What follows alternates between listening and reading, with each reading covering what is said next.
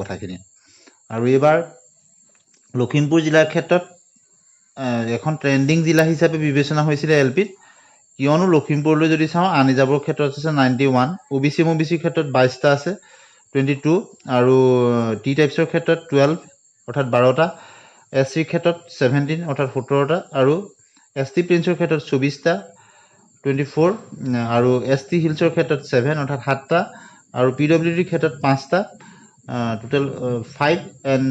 Total post 178 178টা গতিকে মুঠ 178টা post এখন ট্ৰেণ্ডিং জিলা হিচাপে বিবেচনা হৈছিলে আৰু জিলা নিৰ্বাচনতো আমি কৈছিলোঁ যে আপোনালোকে আনৰিজাৰ্ভ কেটেগৰীটো চাই ল'ব আপোনালোকৰ কেটেগৰী আনৰিজাৰ্ভ কেটেগৰীত যদি আমি চাওঁ প্ৰায় 91 পোষ্ট আটাইতকৈ বেছি ট্ৰেণ্ডিঙত থকা জিলা বেছি আছিলে আনৰিজাৰ্ভৰ ক্ষেত্ৰত গতিকে আমি লখিমপুৰখনেই প্ৰথমতে লৈছোঁ আৰু বহুতো পিছত আপোনালোকে নিশ্চয় এনালাইচিছটো কৰাৰ পিছত হয়তো আপোনাৰ নম্বৰ যদি ইয়াৰ লগত নিমিলে বহুতেই বেয়া ধৰণৰ মন্তব্য কৰাও দেখা যায় কিন্তু তেনেধৰণৰ কৰাটো উচিত নহয় আমিও বিশ্লেষণৰ পৰা যিখিনি পাইছোঁ সেইখিনিহে ক'ব পাৰোঁ একচুৱেল কাট অফটো আমি ক'ব নোৱাৰোঁ এটা কাৰণেই কোনেও ক'ব নোৱাৰে আমি বিশ্লেষণে দিব পাৰোঁ কিয়নো 3টা চিটেটৰ প্ৰাৰ্থী আছে এইটো জানে আপোনালোকে যিহেতু 23 চনৰ ডিচেম্বৰৰ যিটো চিটেটৰ আছিলে তেওঁলোকে আবেদন কৰিব নোৱাৰিলে গতিকে সেই 23 চনৰ ডিচেম্বৰ আৰু 24 চনৰ দুটা চিটেটৰ প্ৰাৰ্থী আছে আসাম টেটৰ পূৰ্বৰ প্ৰাৰ্থীসকল আছে অৱশ্যে বহুতেই 5550টাত চাকৰি পালে জিডি বিজিডিত বহুতেই চাকৰি পাই গুচি গ'ল 4500 টকা গতিকে প্লাছ মাইনাছ বহুখিনি কথা আছে গতিকে লখিমপুৰৰ ক্ষেত্ৰত আমি যদি চাওঁ প্ৰথমতে আমি 23 চনৰ কাট অফটো আমি চাব লাগিব 24 চনৰটো চাম তেনেদৰে 25 চনৰটো চাম আৰু এতিয়া 4500টো চাম অলপ দীঘলীয়া হ'লেও আপোনালোকে ধৈৰ্য সহকাৰে চাব কথাখিনি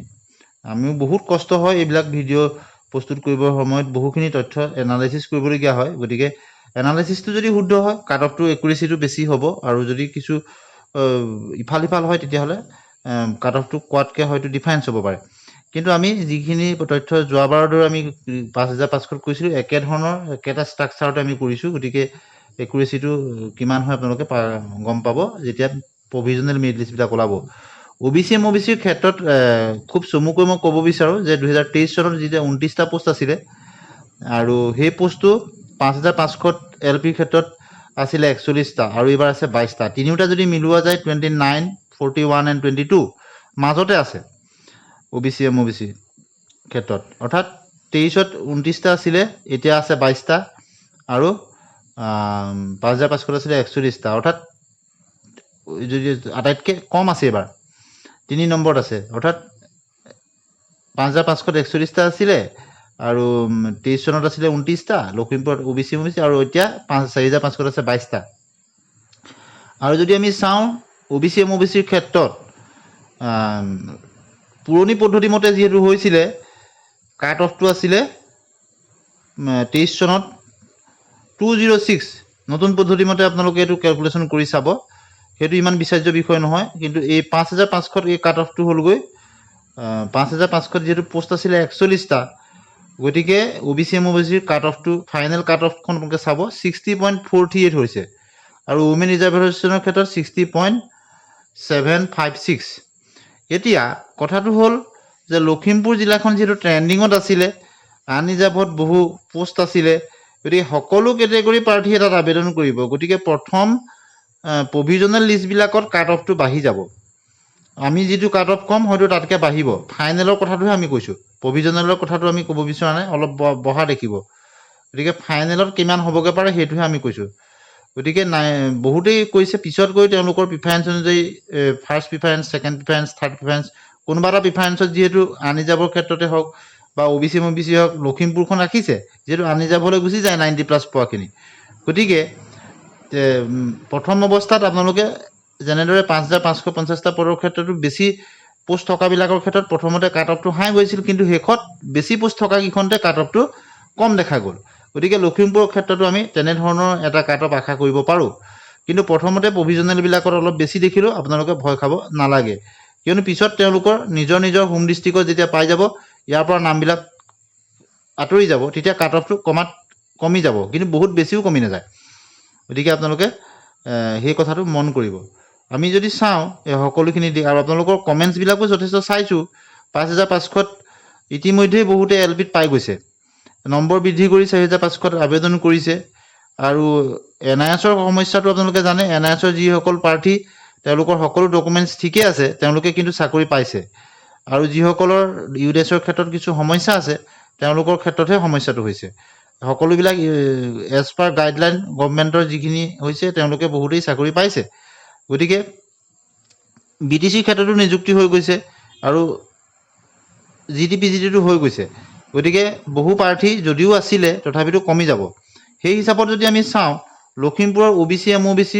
এই 3 বছৰৰ হিচাপ যদি আমি চাওঁ আৰু আপোনালোকৰ কমেণ্টসমূহ আমি বিশ্লেষণ কৰি যদি চাইছোঁ গতিকে আমি এটা OBC MOBCৰ ক্ষেত্ৰত এক্সপেক্টেড কাট অফ এটা আপোনালোকক ক'ব বিচাৰিছোঁ যিটো ক্ষেত্ৰত হ'ব পাৰে OBC আৰু MOBCৰ ক্ষেত্ৰত 62.4 বা 62.5 বৰ ভিতৰতে থাকিব পাৰে গতিকে সেফ জোন হিচাপত আপোনালোকে ল'ব পাৰে 62.4 আপোনালোকে লিখি ৰাখিব যে OBC MOBCৰ ক্ষেত্ৰত আমি কৈছোঁ ফাইনেলৰ ক্ষেত্ৰত 62.4 এটা সেফ বা গ্ৰীণ জোন বা সেফ মাৰ্কছ হ'ব পাৰে তাতকৈ বেছি থকা সকলতো চিন্তা নাই OBC MOBCৰ ক্ষেত্ৰত আৰু ওমেন ৰিজাৰ্ভেশ্যনৰ ক্ষেত্ৰত যিহেতু এবাৰ অলপ বেছি দেখা গৈছিলে গতিকে আমি 62.5 ধৰিছোঁ যেনে OBC MOBCৰ ক্ষেত্ৰত 62.4 আৰু ওমেন ৰিজাৰ্ভেশ্যনৰ ক্ষেত্ৰত 62.5 গতিকে ইমান এনেধৰণৰ এটা কাট অফ আপোনালোকে দেখিব পাৰে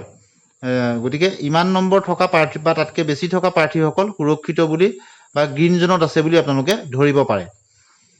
গতিকে পৰৱৰ্তী সময়ত আৰু আমি এনালাইচিছ কৰিম কিন্তু এতিয়ালৈকে যিখিনি তথ্য পাইছোঁ সেই হিচাপত আপোনালোকক ক'ব বিচাৰোঁ যে OBC MOBCৰ ক্ষেত্ৰত 62.4 এটা সেফ স্কোৰ হ'ব পাৰে ওমেনৰ ক্ষেত্ৰত 62.5 অৰ্থাৎ দুইটা কেটেগৰীতে 62.5 62.4 এটা সুৰক্ষিত জোন বা এটা সুৰক্ষিত বা নম্বৰ হিচাপত আমি বিবেচনা কৰিব পাৰোঁ গতিকে OBC MOBCৰ পৰা আমি এতিয়া আঁতৰি আহিছোঁ এতিয়া আহিছোঁ SCৰ ক্ষেত্ৰত SCৰ ক্ষেত্ৰত যদি আমি চাওঁ আপোনালোকে পূৰ্বতে 23 চনত আছিলে 17টা পোষ্ট আৰু 17টা পোষ্ট আছিলে 5500 আছিলে 24টা আৰু এতিয়াও আকৌ 17টা একেটাকে ৰিপিট হৈছে 17 24 17 গতিকে 23 চনত আছিলে 17টা 5500 আছিলে 24টা আৰু এতিয়া আকৌ 17টা গতিকে 23 চনতো যদি আমি কাট অফ চাওঁ পুৰণি পদ্ধতি মতে হৈছিলে গতিকে কাট অফটো কম আছিলে 200ৰ তলত আছিলে পুৰণি পদ্ধতি মতে 199.571 আছিলে তিনিটা ফিগাৰ থাকে আৰু 5500 যদি আমি চাওঁ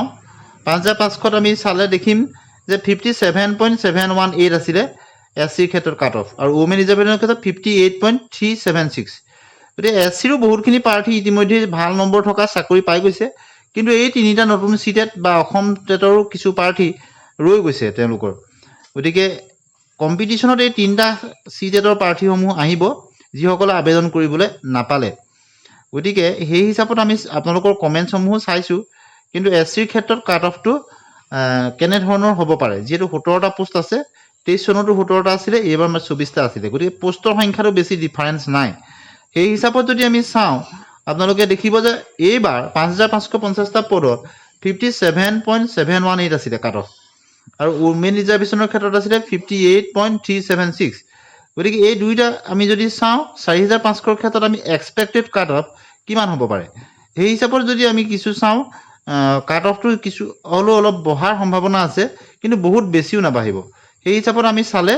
আমি আশা কৰিব পাৰোঁ যে 58.78 এনেধৰণৰ হ'ব পাৰে বা 58.8 এনেধৰণৰ এটা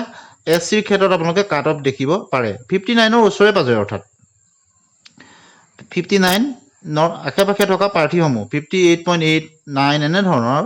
এই প্ৰাৰ্থীসকল সুৰক্ষিত জোনত আছে বুলি ধৰিব পাৰোঁ এনেধৰণৰ এটা কাট অফ হয়তো দেখিব পাৰে আপোনালোকে ওমেন ৰিজাৰ্ভেশ্যনৰ ক্ষেত্ৰত যিহেতু পইণ্টত অলপ বহাহে দেখা গৈছিলে গতিকে আমি 59 ধৰিছোঁ 59.12 এনেধৰণৰ থকা প্ৰাৰ্থীসমূহ সুৰক্ষিত জোনত আছে বুলি ধৰিব পাৰিব গতিকে SCৰ ক্ষেত্ৰত আপোনালোকে যিসমূহৰ নম্বৰ 58.8 বা 59.2 এনেধৰণৰ ভিতৰত আছে এই প্ৰাৰ্থীসকল সেফ জোনত আছে বুলি ধৰিব পাৰে অৰ্থাৎ 58.8 এটা সুৰক্ষিত জন হ'ব পাৰে আৰু ওমেনৰ ক্ষেত্ৰত হয়তো বাঢ়ি গ'লেও 59.12 এনেধৰণৰ হ'ব পাৰে অৰ্থাৎ 58.8 ৰ পৰা 59.12 এটা সেফ জোন হ'ব পাৰে গতিকে আপোনালোকৰ ক্ষেত্ৰত SC ক্ষেত্ৰত বিশ্লেষণটোত আমি এনেধৰণৰ এটা হ'ব পাৰে ST প্লেন্সৰ ক্ষেত্ৰত যদি আমি চাওঁ ST প্লেন্সৰ ক্ষেত্ৰত 4524টা পোষ্ট আছে এতিয়া আমি যদি চাওঁ 23 চনত আছিলে 21টা গতিকে এবাৰ পোষ্টৰ সংখ্যা বাঢ়িল আৰু 5500 আছিলে 32টা গতিকে 5500 বহুখিনি প্ৰাৰ্থী গুচি গ'ল তেওঁলোকৰ নম্বৰ ভাল আছিলে 4500টো আবেদন কৰিছে ST প্লেন্সৰ ক্ষেত্ৰত যদি আমি চাওঁ গতিকে ST প্লেন্সৰ ক্ষেত্ৰত এইবাৰ 5500 কাট অফটো হৈছে 58.491 আৰু ওমেনৰ ক্ষেত্ৰত 57.508 কমি গৈছে কিন্তু 23 চনৰ কাট অফটো আছিলে 198 আপোনালোকে চাব SCতকে কম আছিলে এতিয়াও ইয়াত SCতকে কম হৈছে কথাটো বহুত মিল থাকে আৰু সেই হিচাপত কিন্তু তিনিটা সি টেটৰ প্ৰাৰ্থী আছে অসম টেটৰ প্ৰাৰ্থী আছে কিন্তু বহুখিনি ইতিমধ্যে চাকৰি পাই গৈছে গতিকে LP খিনিতো LP লৈ ঘূৰি আহিব নোৱাৰে সেই হিচাপত কাট অফটো বহুত বেছি নাবাঢ়ে আমি যদি চাওঁ বিশ্লেষণটোত যে 58.491 হৈছে 5550টাত আৰু ওমেনৰ ক্ষেত্ৰত 57.508 আমি 4500ৰ ক্ষেত্ৰত আপোনালোকৰ কমেণ্টসমূহো চাইছোঁ সেই অনুযায়ী বিভিন্ন পোলসমূহ চাইছোঁ বিভিন্ন গ্ৰুপছৰ তথ্য লৈ আমি আপোনালোকক এটা বিশ্লেষণ কৰি দেখাব বিচাৰিছোঁ যে 59.3 এটা সুৰক্ষিত জোন হ'ব পাৰে সুৰক্ষিত নম্বৰ হ'ব পাৰে ST প্লেন্সৰ ক্ষেত্ৰত 59কে কিছু বেছি থকা প্ৰাৰ্থীসমূহ আৰু ওমেন ৰিজাৰ্ভেশ্যনৰ ক্ষেত্ৰত কিন্তু কমিব 58.5 এটা সুৰক্ষিত স্ক'ৰ হ'ব পাৰে গতিকে 58.5ৰ পৰা 59ৰ ভিতৰত 59.3 মানলৈকে যিসকল প্ৰাৰ্থী আছে এই প্ৰাৰ্থীসকল ছেফ জোন তাতকৈ বেছি থকা সকলটো সুৰক্ষিতই হ'ব গতিকে আমি এই হিচাপত ST প্লেন্সৰ ক্ষেত্ৰত ওমেনৰ ক্ষেত্ৰত 58.5 আৰু জেনেৰেল ST প্লেন্সৰ ক্ষেত্ৰত 59.23 এনেধৰণৰ এটা ছেফ স্ক'ৰ হ'ব পাৰে এনেধৰণৰ কাট অফ এনেধৰণৰ এটা দেখা পালেও আপোনালোক আচৰিত হ'ব লগা একো নাথাকিব গতিকে আমি ST প্লেন্সৰ ক্ষেত্ৰত এইটো ক'লোঁ এইবাৰ আহিছোঁ আমি আনৰিজাৰ্ভৰ ক্ষেত্ৰত গতিকে আনৰিজাৰ্ভৰ ক্ষেত্ৰত যোৱাবাৰ 203টা পোষ্ট আছিলে আপোনালোকে জানে আৰু 125টা পোষ্ট আছিলে 2023ত গতিকে 5500 200 প্লাছত আছিলে এইখন ট্ৰেণ্ডিঙতে আছিলে জিলা গতিকে এইবাৰ 91 আছে এইবাৰো হাইষ্ট পোষ্ট আছে গতিকে এইবাৰো ট্ৰেণ্ডিঙত আছে লখিমপুৰ গতিকে লখিমপুৰৰ ক্ষেত্ৰত যদি আমি চাওঁ 23 চনত কাট অফ আছিলে যথেষ্ট বেছি আছিলে 211.529 এতিয়া 200 প্লাছ আছিলে আৰু আমি এইবাৰ 5500 যদি আমি চাওঁ 200 প্লাছ পোষ্ট থাকোঁতেও কিন্তু আনৰিজাৰ্ভৰ ক্ষেত্ৰত কাট অফ আছিলে 61.648 ওমেনৰ ক্ষেত্ৰত আছিলে 61.968 মানে প্ৰায় 62 আপোনালোকে দেখিলে এইবাৰ যিহেতু আধা পোষ্টটো নাই 91 আছে আপোনালোকে দেখিছে আৰু আনৰিজাৰ্ভৰ ক্ষেত্ৰত টাফ কম্পিটিশ্যন হয় এইবাৰো ট্ৰেণ্ডিঙত আছে গতিকে প্ৰথম আপোনালোকে প্ৰভিজনেল মেৰিট লিষ্টবিলাকত নাম্বাৰ বহুত বেছি দেখিব মই কোৱাতকৈও এই ভিডিঅ'ত কোৱাতকৈও হয়তো বহুত বেছি দেখিব কিন্তু পিছলৈ হয়তো আমি যেনেধৰণে এক্সপেক্ট কৰিছোঁ তেনেধৰণৰ হ'ব পাৰে কিন্তু এটা বিশ্লেষণে একুৰেট কাট অফ কোনেও ক'ব নোৱাৰে গতিকে এই বিশ্লেষণটোত আমি ক'ব বিচাৰোঁ যে 4500 পদৰ ক্ষেত্ৰত আনৰিজাৰ্ভত 63.2 এটা সুৰক্ষিত জন হ'ব পাৰে 63.2 আপোনালোকে লিখি ৰাখিব গতিকে ইয়াতে হয়তো একুৰেচি লেভেলত মই কৈছোঁ প্লাছ মাইনাছ 0.5 বা 1 হ'ব পাৰে কিন্তু আমি এই সকলোখিনি দিশ চাই আপোনালোকৰ কমেণ্টসমূহো চাইছোঁ পূৰ্বৰ 2-3 বছৰ মিলাই আপোনালোকে চাইছোঁ পোষ্ট কেটেগৰী মিলাই চাইছোঁ আৰু বহু প্ৰাৰ্থী যিহেতু ইয়াৰ পৰা গুচি গৈছে 5500 BTCত গুচি গৈছে SRDত গুচি গৈছে গতিকে এই সকলোখিনি দিশ চাই আমি আনৰিজাৰ্ভৰ ক্ষেত্ৰত ক'ব পাৰোঁ যে 63.2 এটা ছেফ স্ক'ৰ হ'ব পাৰে আনৰিজাৰ্ভৰ ক্ষেত্ৰত আৰু ওমেনৰ ক্ষেত্ৰত হয়তো কিছু বাঢ়িও যাব পাৰে এইবাৰ যেনেকৈ কিছু ক্ষেত্ৰত 63.5 গতিকে 63.2 to 63.5 may be a safe score বুলি আমি ক'ব পাৰোঁ এটা সুৰক্ষিত জোন হিচাপত আমি ক'ব পাৰোঁ এনেধৰণৰ প্ৰাৰ্থীসকলে আৰু নিজকে ছেফ বুলি ভাবিব পাৰে গতিকে বেছি দিন সময় নাই মাজত মাত্ৰ ডিচেম্বৰ জানুৱাৰী মাহতে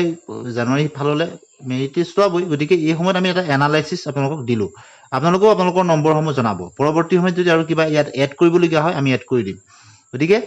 আনৰিজাৰ্ভৰ ক্ষেত্ৰত আপোনালোকে গম পালে যে 63.2 আৰু 63.5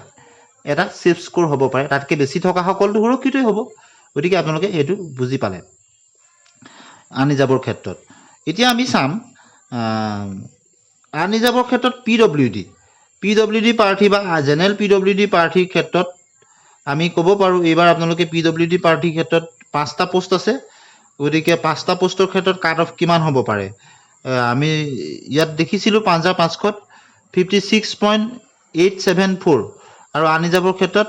এইটো নাছিলেই PWDৰ, গতিকে আমি এক্সপেক্টেড কাট অফটো আমি 57 ধৰিব পাৰোঁ। PWDৰ ক্ষেত্ৰত 57 এটা ছেফ স্ক'ৰ হ'ব পাৰে। গতিকে টি টাইপছৰ ক্ষেত্ৰত যদি চাওঁ 5550টা পদত 52.508 আছিলে। গতিকে টি টাইপছৰ ক্ষেত্ৰত যদি আমি চাওঁ আৰু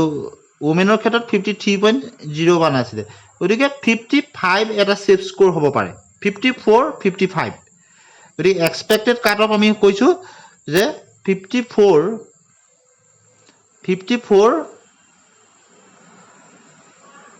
প্লাছ থকা প্ৰাৰ্থীসকল ছেভ হ'ব পাৰে। 54 টি টাইপছৰ ক্ষেত্ৰত 54 এটা এক্সপেক্টেড কাট অফ হ'ব পাৰে। 54 গতিকে টি টাইপছৰ ক্ষেত্ৰত আপোনালোকে গম পালে। গতিকে 54 এটা ছেফ জোন হ'ব পাৰে টি টাইপছৰ ক্ষেত্ৰত, 54 বা তাতকৈ বেছি থকা প্ৰাৰ্থীসকল। গতিকে আপোনালোকৰ ক্ষেত্ৰত আজি লখিমপুৰ জিলাৰ কাট অফ আমি আপোনালোকলৈ দিলোঁ। বহুত